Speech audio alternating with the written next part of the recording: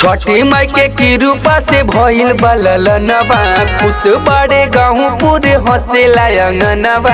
ए जी सुनतनी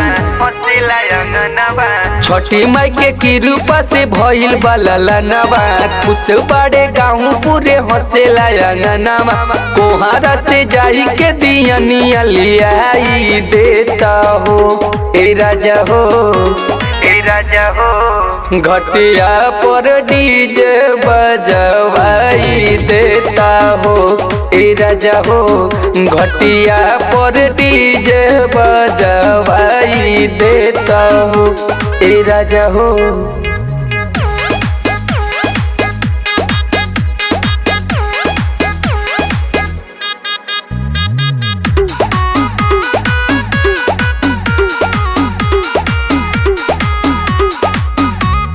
सुनीला की घटिया पर भीड़ बड़ी होले मोरे राजा बोले मोरे राजा बोले मोरे पूरा होला सरधा त लोग लेके जाला बेंडो बाजा जाला बेंडो बाजा जाला बेंडो। छठी माई के घटिया पर भीड़ बड़ी होला मोरा राजा होला मोरा पूरा होला सरधा त लोग लेके जाला बेंडो बाजा जाला बेंडो। अभय औरी पंकज के जल्दी बलाई देता हो ए राजा हो ए राजा हो ए राजा हो। घटिया पर डीजे बजवाई देता हो ए राजा हो।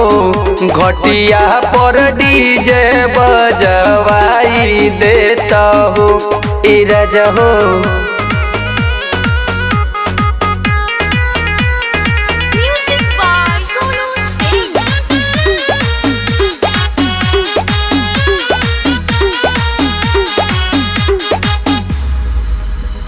मऊ के बजरिया से फल फूले हो पिया दौड़ो लियाई भोरही में अर्घ देहल जाई पिया गहियो के दूध लियाई। मऊ के बजरिया से फल फूले हो पिया दौड़ो लियाई भोरही में अर्घ देवे जाई जाई गैया के दूध लियाई। सूरज आनी सब के गाना बजाई देता हो ए राजा हो।